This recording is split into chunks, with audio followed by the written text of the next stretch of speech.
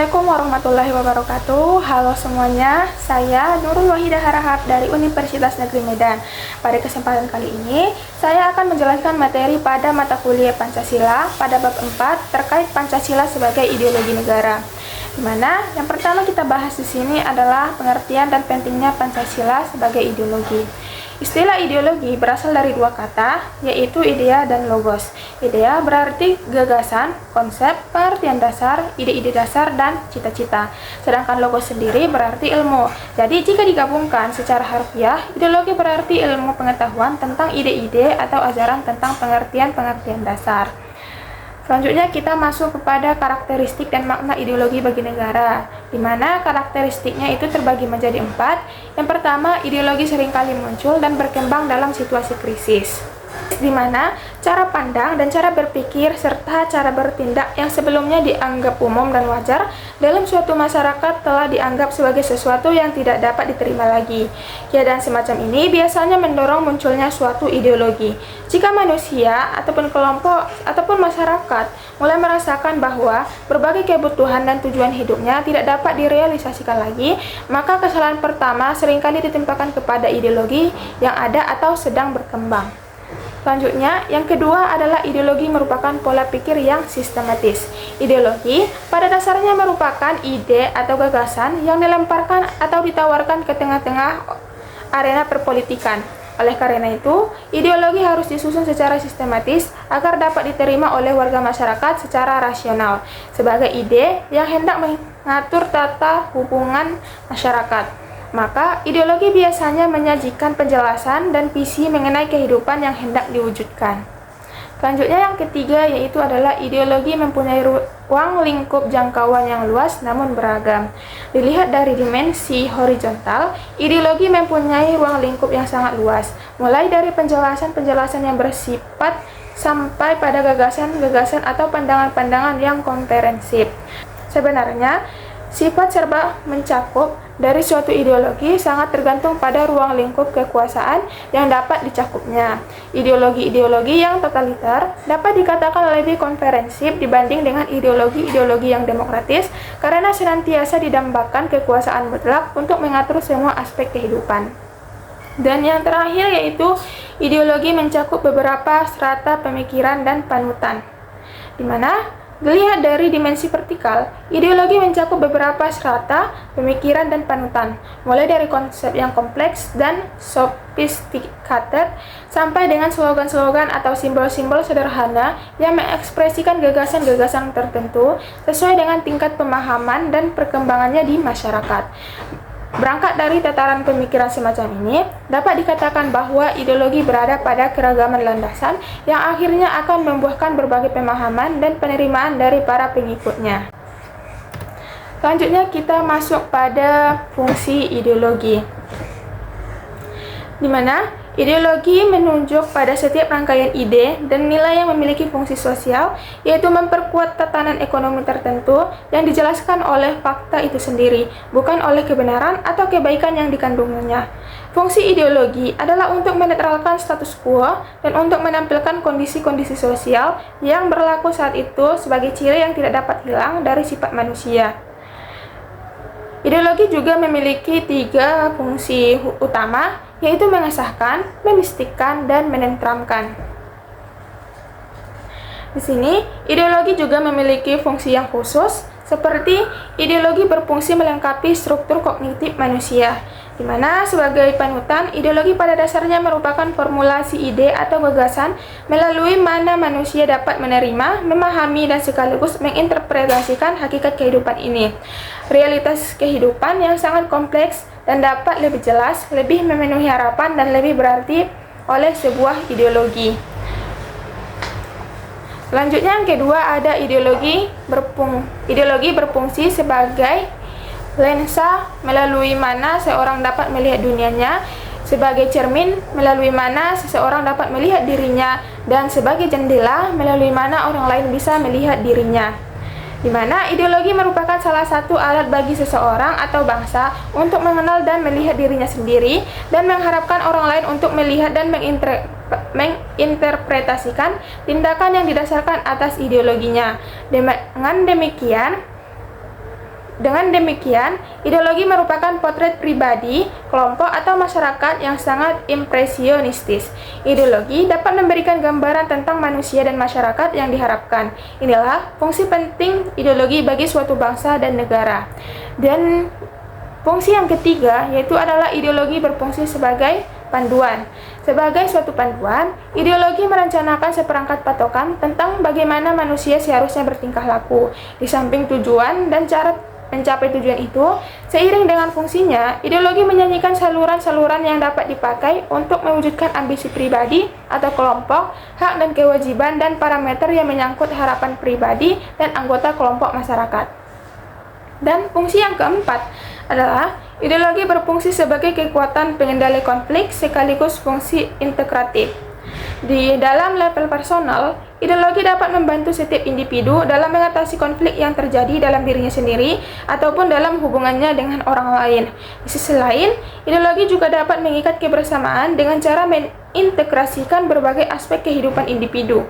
Dalam kehidupan masyarakat, ideologi juga berfungsi membatasi terjadinya konflik guna menjaga kontinuitas dan usaha-usaha bersama suatu masyarakat. Tidak saja memerlukan pengendalian konflik, tetapi juga memerlukan adanya integrasi secara politis dari para anggotanya. Selanjutnya, kita masuk pada macam-macam ideologi.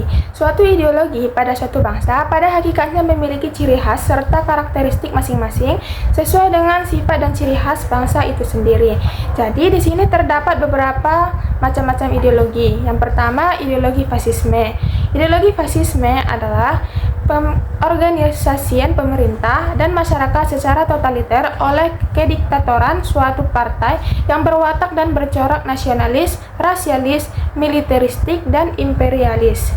Di sini unsur-unsur ajaran fasisme ada sebanyak 7. Yang pertama, tidak mempercayai pikiran. Ajaran fasisme menyanggah atau memungkiri hasil-hasil pikiran manusia. Ia menolak suatu tradisi rasional dalam kebudayaan dan pandangan barat yang berakar dari kebudayaan Yunani. Ajaran metodisme Yahudi dan ajaran Kristen, secara psikologis fasisme meletakkan dasar kefanatikan dan dogmatis. Yang kedua, menyanggah persamaan dasar manusia, di mana dalam pandangan fasisme, laki-laki lebih tinggi derajatnya daripada wanita, serdadu lebih tinggi daripada sipil, anggota partai lebih tinggi dari bukan anggota partai, bahkan yang menang dalam peperangan lebih mulia daripada yang dikalahkan. Terus yang ketiga adalah etika tingkah laku didasarkan atas kebohongan dan kekerasan. Dalam pandangan fasis, politik ditandai dengan friend-enemy relation, yaitu hubungan sahabat dan musuh. Dalam pandangan fasis, politik dimulai dan diakhiri dengan kemungkinan musuh mendapat kemenangan atau kebiasaan secara total. Yang keempat yaitu pemerintah dilakukan oleh golongan elit, di mana fasisme dimanapun juga akan menentang ajaran demokrasi bahwa rakyat bisa mengurus dan memerintah dirinya sendiri. Fasisme berpendapat bahwa yang berhak dan dapat memerintah ialah segolongan kecil dari penduduk atau rakyat yang mempunyai keturunan yang baik, berpendidikan, dan mempunyai status sosial. Yang kelima adalah totalitarisme. Totalitarisme di dalam fasisme bukan saja di dalam sistem pemerintahan, tetapi segala sektor kehidupan dalam masyarakat, baik politik maupun non-politik. Yang keenam yaitu rasialisme dan imperialisme, di mana ideologi fasisme, imperialisme merupakan ajaran atau doktrin yang harus dilakukan sebagai perwujudan dari prinsip ketidaksamaan. Dan yang terakhir yaitu oposisi terhadap hukum dan ketertiban internasional. Penentangan terhadap hukum dan ketertiban internasional ini merupakan konsekuensi logis dari ajaran fasisme tentang inequality, rasialisme, dan imperialisme, serta peperangan. Bagi kaum fasis, perang itu dijadikan suatu ideal seperti yang dikemukakan oleh Mussolini. Perang itu sendiri membawa ketegangan yang tertinggi dalam kekuatan manusia dan memberi kehormatan bagi bangsa yang sanggup memulainya. Jenis ideologi yang kedua yaitu adalah ideologi komunis. Yang dimaksud ideologi komunis adalah sistem politik, sosial, ekonomi, dan kebudayaan berdasarkan ajaran Marxisme Leninisme. Sumber pokok doktrin komunis adalah Manifesto Komunis yang tertulis pada Karl Marx dan F. Engels Ajaran Lenin merupakan penerapan operasional dan penambahan terhadap ajaran-ajaran Marx dan Engels. Dengan demikian, Marxisme-Leninisme merupakan sumber pokok teoritis bagi pelaksanaan tujuan negara dan partai komunis di dunia, di mana ciri-ciri pokok dari ideologi komunis ini ada 4. Yang pertama, sistem totaliter, di mana semua bidang kegiatan manusia seperti politik, ekonomi, sosial, agama, budaya, dan pendidikan didominasi oleh negara. Sistem komunis menolak konsep Kristen, Yahudi, Islam, dan agama-agama lain bahwa manusia itu merupakan ciptaan Tuhan. Kepercayaan agama dinilai tidak ilmiah dan Tuhan sebenarnya tidak ada. Yang kedua, sistem pemerintahan kediktatoran satu partai, di mana sistem komunis hanya mengenal satu partai, yaitu Partai Komunis. Sistem komunis tidak mengenal adanya kelompok-kelompok kecuali satu kelompok yang mendukung pemerintah. Propaganda dan kekerasan digunakan untuk mencapai tujuan. Mass media dikuasai oleh pemerintah. Sistem pemerintahan komunis adalah kediktatoran satu partai, yaitu semua organ pemerintah berfungsi untuk kepentingan pemerintah yang telah dirumuskan oleh Partai Komunis. Yang ketiga adalah sistem ekonomi negara, di mana kegiatan ekonomi ditentukan dan dikuasai oleh negara. Negara menghapus hak-hak perseorangan atas alat-alat produksi dan ekonomi pasar. Ekonomi komunis adalah ekonomi pemerintah yang bersifat totaliter dan putusan-putusan ekonomi dibuat oleh negara. Dan yang terakhir, sistem sentralisme demokratis, di mana negara yang demokratis adalah negara yang mencampuri masalah-masalah ekonomi dan sosial budaya supaya menguntungkan bagi rakyat. Yang kedua, formalisasi Lenin tentang konsep sentralisme demokrasi menyatakan bahwa pemimpin-pemimpin dipilih oleh rakyat. Suatu usaha menentang keputusan-keputusan pemimpin dipandang sebagai pengkhianatan. Jenis ideologi yang ketiga yaitu ideologi liberal, di mana liberal tidak dibatasi atau tidak terikat oleh ajaran-ajaran yang telah ada dalam filsafat politik atau agama atau bebas dalam berpendapat. Pokok-pokok ajaran dari ideologi liberal ada 8, yaitu percaya Tuhan sebagai pencipta. Yang kedua, percaya terhadap persamaan dasar semua manusia. Yang ketiga, memperlakukan pemikiran orang lain secara sama. Yang keempat, pemerintahan dilakukan dengan persetujuan yang diperintah. Yang kelima, pemerintah berlandaskan hukum. Yang keenam, mementingkan individu. Yang ketujuh, negara adalah adat. Dan yang kedelapan, menolak dogmatisme. Jadi, bisa dikatakan bahwa liberalisme adalah suatu ideologi atau ajaran tentang negara, ekonomi, dan masyarakat yang mengharapkan kemajuan di bidang budaya, hukum, ekonomi, dan tata kemasyarakatan atas dasar kebebasan individu yang dapat mengembangkan bakat dan kemampuannya sebebas mungkin. Selanjutnya, kita masuk pada macam-macam ideologi selanjutnya, yaitu ideologi Islam. Ideologi adalah suatu sistem politik, sosial, ekonomi, dan kebudayaan berdasarkan kepada hasil pikiran manusia itu sendiri. Maka dapat dikatakan ideologi Islam bukanlah ideologi, karena agama Islam berdasarkan Al-Quran, yakni wahyu Allah Subhanahu wa Ta'ala. Hanya saja terdapat bahan-bahan atau unsur-unsur yang dapat dijadikan ideologi di dalam agama Islam. Pokok-pokok ideologi dalam ideologi Islam ada 6, yaitu percaya kepada hanya satu Tuhan, yaitu Al-Quran Surah Yunus ayat 3, sesungguhnya Tuhan kamu Allah yang menjadikan langit dan bumi dalam 6 hari lamanya, kemudian ia bersemayam di atas ars seraya mengatur pemerintahan, tiada seorang juga dapat memberi pertolongan melainkan dengan izinnya. Demikian Allah yang menjaga kamu, sebab itu hendaknya kamu menyembahnya. Tidaklah kamu mendapat peringatan. Yang kedua, persatuan dan kesatuan. Terdapat dalam Quran Surah Al-Hujurat ayat 10, orang mukmin ialah bersaudara. Dan terdapat juga dalam Surah Al-Imran ayat 3, berpegang teguhlah kamu sekalian dengan tali Allah dan janganlah kamu berpisah-pisah. Pokok yang ketiga yaitu adalah musyawarah dan mufakat. Terdapat dalam Quran Surah Al-Imran ayat 159, bermusyawarahlah dengan mereka dalam urusan masyarakat, dan apabila sudah mengambil keputusan mengenai suatu perkara, takwahlah kepada Tuhan. Yang keempat, memegang persamaan dasar manusia.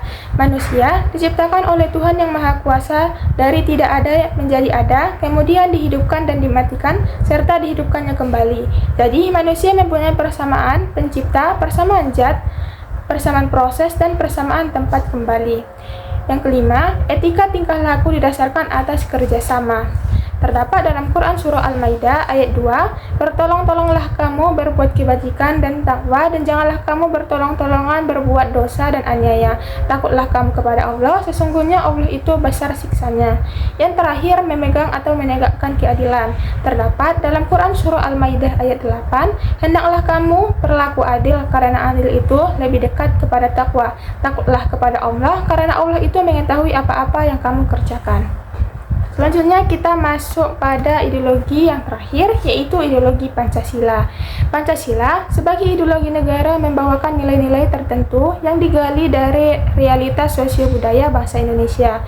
Oleh karena itu, ideologi Pancasila membawakan kekhasan tertentu yang membedakannya dengan ideologi lain. Kekhasan itulah keyakinan adanya Tuhan Yang Maha Esa yang membawa konsekuensi keimanan dan ketakwaan terhadap Tuhan Yang Maha Esa.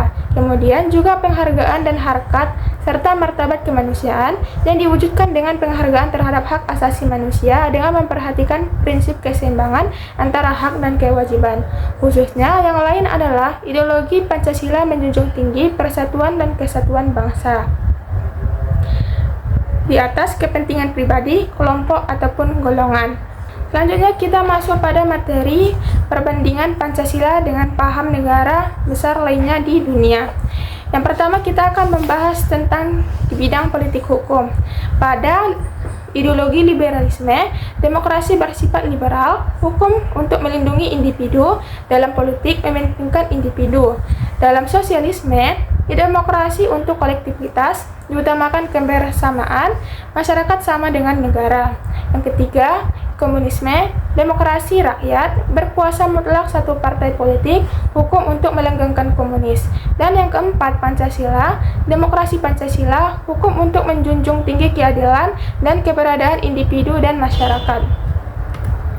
Selanjutnya perbandingan ideologi Pancasila di bidang ekonomi, di mana ideologi liberalisme mengatakan peran negara kecil, swasta mendominasi, kapitalisme, monopolisme, persaingan bebas. Sedangkan pada ideologi sosialisme dalam bidang ekonomi yaitu peran negara ada untuk pemerataan, keadilan distributif yang diutamakan. Di bidang pada ideologi komunisme di bidang ekonomi yaitu peran negara dominan, demi kolektivitas berarti demi negara, yang terakhir monopoli negara. Pada ideologi Pancasila yaitu peran negara untuk tidak menjadi monopoli dan lain-lain yang merugikan rakyat. Selanjutnya perbandingan ideologi Pancasila pada bidang agama. Menurut ideologi liberalisme, agama merupakan urusan pribadi, bebas beragama, bebas memilih, bebas tidak beragama. Sedangkan pada ideologi sosialisme, agama harus mendorong berkembangnya kebersamaan. Pada ideologi komunis, agama candu masyarakat, agama harus dijauhkan dari masyarakat, dan yang terakhir ateis. Pada ideologi Pancasila, bebas memilih salah satu agama. Agama harus menjiwai dalam kehidupan masyarakat, berbangsa, dan bernegara. Selanjutnya perbandingan ideologi Pancasila dengan paham negara besar lainnya di bagian pandangan terhadap individu dan masyarakat. Menurut ideologi liberalisme, individu lebih penting daripada masyarakat. Masyarakat diabdikan bagi individu. Menurut ideologi sosialisme, masyarakat lebih penting daripada individu. Menurut ideologi komunisme, individu tidak penting, masyarakat tidak penting, kolektivitas yang dibentuk negara lebih penting. Dan ideologi Pancasila, individu diakui keberadaannya, masyarakat diakui keberadaannya, hubungan individu dan masyarakat dilandasi dengan 3S, yaitu selaras, serasi, dan seimbang. Selanjutnya perbandingan ideologi Pancasila dengan paham besar negara lainnya di bidang ciri khas. Pada ideologi liberalisme yaitu penghargaan atas HAM, demokrasi, negara hukum, menolak dogmatisme, reaksi terhadap absolutisme. Yang kedua, pada ideologi sosialisme yaitu kebersamaan, akomodasi, dan jalan tengah. Pada ideologi komunisme yaitu ateisme, dogmatisme, otoriter, ingkar HAM, dan reaksi terhadap liberalisme dan kapitalisme. Sedangkan yang terakhir, pada ideologi Pancasila yaitu keselarasan, keseimbangan, dan keserasian dalam setiap aspek kehidupan. Selanjutnya kita masuk pada subbab pentingnya ideologi Pancasila di tengah ideologi lainnya. Pentingnya Pancasila sebagai ideologi negara bagi mahasiswa adalah untuk memperlihatkan peran ideologi sebagai penuntun moral dalam kehidupan bermasyarakat, berbangsa, dan bernegara, sehingga ancaman penyalahgunaan narkoba, terorisme, dan korupsi dapat dicegah. Di samping itu, Pancasila sebagai ideologi negara pada hakikatnya mengandung dimensi realitas, idealitas, dan fleksibilitas yang memuat nilai-nilai dasar cita-cita dan keterbukaan sehingga mahasiswa mampu menerima kedudukan Pancasila secara akademis. Pancasila sebagai ideologi nasional yang berfungsi sebagai cita-cita adalah sejalan dengan fungsi utama dari sebuah ideologi sebagaimana dinyatakan di atas. Adapun fungsi lain ideologi Pancasila sebagai suatu sarana pemersatu masyarakat sehingga kita ditelusuri dari gagasan dari para pendiri negara kita tentang pentingnya mencari nilai-nilai bersama yang dapat mempersatukan berbagai golongan masyarakat di Indonesia. Sekian materi yang dapat saya sampaikan pada video kali ini. Jika ada kekurangan dan kesalahan, saya mohon maaf. Wassalamualaikum warahmatullahi wabarakatuh.